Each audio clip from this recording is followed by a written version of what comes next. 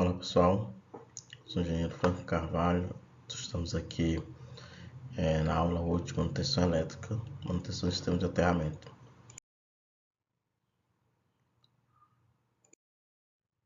Bom, a nossa pesquisa de hoje é qual o objetivo da medição de aterramento para manutenção preventiva, né? Qual a unidade de medida que a gente faz essas medições e qual é o valor considerável bom para um aterramento?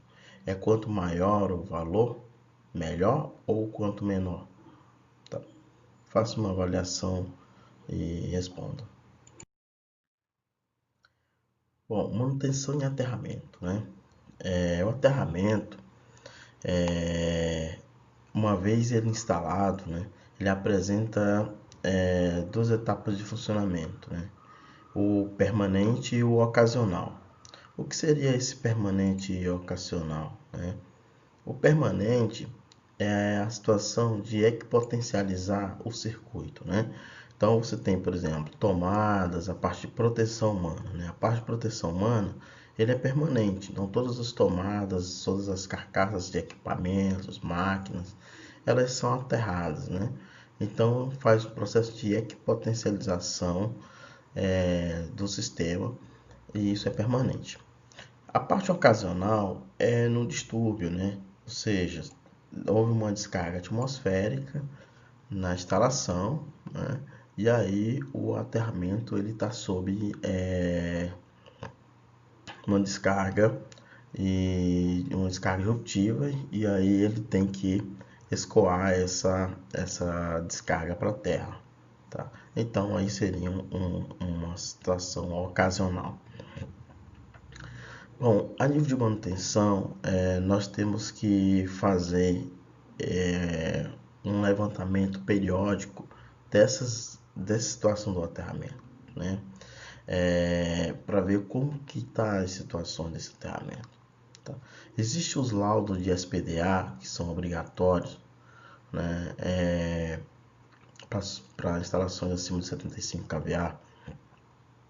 E esses lá no próprio laudo, ele já tem um cronograma, para constar um cronograma de manutenções periódicas em aterramento. Mas o técnico de eletrotécnica que ele está trabalhando em uma instalação, ele pode implementar essa rotina de manutenção no aterramento no cronograma de manutenção dele. Tá? Então você traça uma periodicidade aí de manutenção no sistema de aterramento. Essa manutenção ela pode ser uma inspeção, né? Pode começar por uma inspeção, até mesmo revalidar o laudo, né, de SPDA com ensaios elétricos no sistema de aterramento. Bom, então aqui nós temos aqui uma situação, um exemplo, né? Aqui a gente tem uma malha aqui de um aterramento de um prédio, né? Aqui você tem um cabo de conexão entre os pontos, né? Então aqui em cima você tem os para-raios tipo Franklin, com o cabo de descida, né? Caixa de inspeção de conexão, aqui a haste de aterramento e um cabo de conexão aqui em todos os pontos de descida, né? Aqui de descida e tem uma gaiola de Faraday aqui, ó. Gaiola de Faraday aqui e que protege o prédio, né? Então normalmente o que tem que se fazer, né? Os fatores mais difíceis de manter a resistividade do terreno, né? Depende das condições naturais do entorno do terreno. Então, assim, a resistividade do solo, ela tem que ser a mais baixa possível. Por que tem que ser a mais baixa possível? Porque faz com que existem condições da corrente elétrica fluir de um canto para o outro e dissipar essa corrente aí numa malha de aterramento, tá? Então, quando você tem aqui uma área de solo e aí você implica nesse ponto uma descarga atmosférica, essa corrente e essa tensão, que se chama de energia, essa energia ela tem que se dissipar por todos os pontos de forma integral, né? De forma integral ela tem que se dissipar para todos os pontos aqui da área.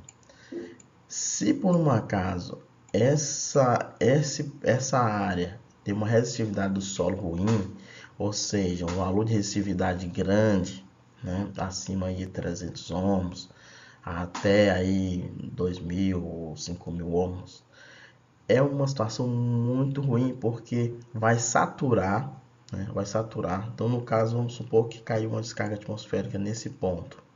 Caiu uma descarga atmosférica nesse ponto. Então, se essa malha de aterramento ela saturar, né, se esse conjunto de malha de aterramento saturar, o que é que vai acontecer? Essa descarga atmosférica ela vai incidir para dentro da instalação. E aí todos os equipamentos que estão conectados à rede elétrica sofrerão aí o impacto dessa descarga atmosférica. Então, a impedância do aterramento, ela tem que ser menor do que a impedância da rede. Menor do que a impedância da rede. Para quê? Para que quando cai a descarga atmosférica, ela consiga dissipar na malha de aterramento. Para isso, o fator da manutenção é importante. Para quê? Para que a gente consiga inspecionar, a gente consiga trocar os conectores, a gente consiga ver se os cabos estão íntegros, né? Ver se essas descidas aqui estão realmente funcionando, testar periodicamente esse sistema e principalmente fazer uma medição de resistência de aterramento, né? Fazer uma medição de resistência de aterramento é importantíssimo, porque você tem que garantir como técnico que esse sistema de aterramento está adequado para o funcionamento. Obviamente que ele foi projetado e com o passar dos anos ele pode sofrer mudanças no comportamento do aterramento. E aí é bom que você faça suas medições e certifique que esse aterramento ainda está nas condições atuais. Para isso, é bom você ter o histórico de medições desse aterramento e o histórico de manutenção, para você poder estar comparando a evolução desses pontos. Tá? É importante também que as medições elas sejam feitas dentro de um padrão, que seja feita uma metodologia de teste. Não adianta você testar um lado e querer comparar com o teste do outro lado. Não dá. Você tem que medir os lados, todos os pontos de aterramento que você determinou na sua metodologia e fazer a comparação ano a ano, por exemplo, para poder verificar se há uma degradação do aterramento ou não. Execuções e considerações prévias. O funcionamento de um aterramento conduz permanentemente, né, de forma inofensiva através da sua resistência de dispersão, né? Pequenas correntes originárias pela eletrificação involuntária das zonas isoladas, né? Que é no caso o aterramento ou a descarga. Então, assim, o funcionamento permanente é aquele que a gente sempre, como eu já falei, a gente tem as situações de que de potencialização dos pontos de estão conectados, né? E os eletrodomésticos, as máquinas, a parte de potencialização. O funcionamento ocasional, né, que é quando você tem uma descarga atmosférica, né, e aí o aterramento está sobre condições atípicas, né. Mas para ambas as situações o aterramento ele tem que funcionar de forma adequada. Se por um acaso cai uma descarga atmosférica e esse cabo, por exemplo, não tem continuidade, ou seja, ele está rompido, ou realmente furtar o cabo, que é uma coisa que acontece muito no Brasil, só furtar os cabos de aterramento.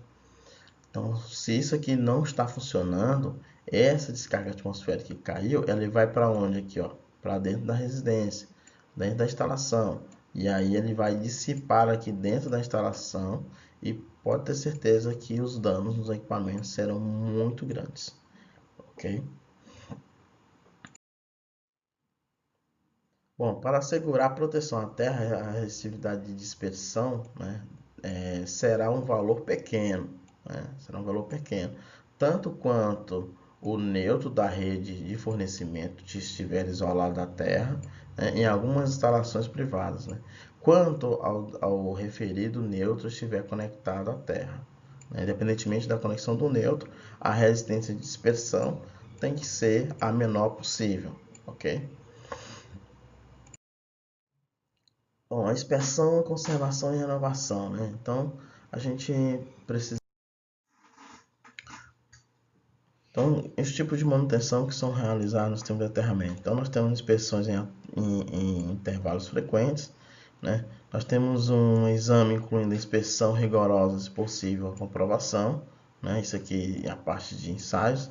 Inspeção do sistema de aterramento, né? Então, a gente precisa garantir que esse sistema esteja funcionando, né? Garantir que esse sistema esteja funcionando, pelos motivos dos quais a gente já citou aqui, tá? E a inspeção e o ensaio são os pontos mais relevantes da manutenção preventiva no sistema de aterramento. Bom, uma avaliação do sistema de aterramento, né? A avaliação do sistema de aterramento normalmente é parte do exame do sistema elétrico, né, em seu conjunto. Consiste em uma rigorosa e detalhada inspeção, né? Isso aí vai desde conectores, cabos, descida e até ensaios, se for necessário, né? Em particular, o examinador verificar se satisfaz as normas de aterramento vigentes, né? O sistema deve ser testado de acordo com o tipo da instalação. Avaliações nas instalações interiores, né, no caso da parte comercial, né, realizada a pedido do cliente. Recomenda-se que o exame, né, ou seja, a inspeção, seja realizado com uma frequência não inferior a 5 anos. Né? Com parte do exame requerem 2 tipos de provas independentes. Prova de circuito à terra, independente de impedância de circuito à terra, que é o ensaio que é feito no aterramento, né, que dispõe de um instrumento de prova, né, com este propósito, como o termômetro. Tá? Então, faz o termômetro e faz essa medição aí. Isso aqui é uma recomendação, né, mas aí a instalação pode fazer o seu próprio cronograma, tá? Para poder fazer essas suas manutenções. Tá? Seja essa prova, deve ser independente do botão de ensaio incorporado no interruptor diferencial, ou seja, elas têm que ser, mesmo que o sistema disponha de um teste local, esse ensaio tem que ser feito de forma independente. A avaliação das instalações com a proteção de descarga atmosférica, recomenda-se um exame seja realizado confrontando com a norma relativa ao tema. Ou seja, você faz a inspeção, verifica se está conforme e vê os valores também, se ele está conforme aos valores de norma. Bom, então, tratamento do terreno, aqui já é a parte de manutenção corretiva, né? Quando eu tenho uma alta resistividade, eu tenho que corrigir essa alta resistividade do solo. E aí eu posso fazer o seguinte: se eu tiver espaço, se for uma fábrica ou uma coisa que tenha espaço para me trabalhar, eu posso aumentar essa malha de aterramento, né? Eu posso colocar mais hastes de aterramento, eu posso colocar uma malha de aterramento auxiliar, posso aumentar o número de cabos de aterramento para poder melhorar, se eu tiver espaço para isso, né? Se eu não tiver espaço, estiver num local um pouco espaço, prédio, alguma coisa, zona urbana, por exemplo, é muito complicado isso. Então a gente tem que achar artifício para fazer isso. O tratamento do solo, você tem alguns produtos no mercado que eles são sais minerais para diminuir essa resistividade do solo, né? São materiais que têm propriedades condutivas. E aí você faz o quê? Você mistura esse material ao solo, tem essa situação de você misturar o solo para diminuir a resistividade do solo. Outra situação também é você utilizar outros produtos que é o Terragel. O Terragel é um produto que você abre uma vala e aí você coloca o Terragel e coloca a arte de aterramento dentro do Terragel. Como é que funciona isso? Vamos supor que você tenha no aterramento lá um condutor aqui de 10 milímetros, né? Condutor de 10 milímetros aqui. Esse condutor de 10 milímetros aqui, ele tem uma seção de dispersão aqui. Tem uma pequena seção de dispersão. né? Que é aquela seção de 10 milímetros, né? Então, a terra, para ela dissipar, ela vai ter contato com esse condutor de 10 milímetros. Quando você coloca, por exemplo, o terra gel, você pega aqui o condutor de 10 milímetros, é como se você estivesse pegando e aumentando a seção dele, né? Porque isso aqui também é uma área condutora, né? Isso aqui é uma área de condução, porque o terra gel é condutivo. Tá? Então, veja que aumenta até a área de dispersão, né? A área de dispersão. Então, em vez de ser um aterramento de 10 milímetros, você teria agora aí um condutor maior. É como se você estivesse aumentando a seção do seu condutor, né? E aí, consequentemente, aumenta a zona de dispersão, né? No caso, uma descarga atmosférica, e aí acaba diminuindo aí a resistividade do terreno.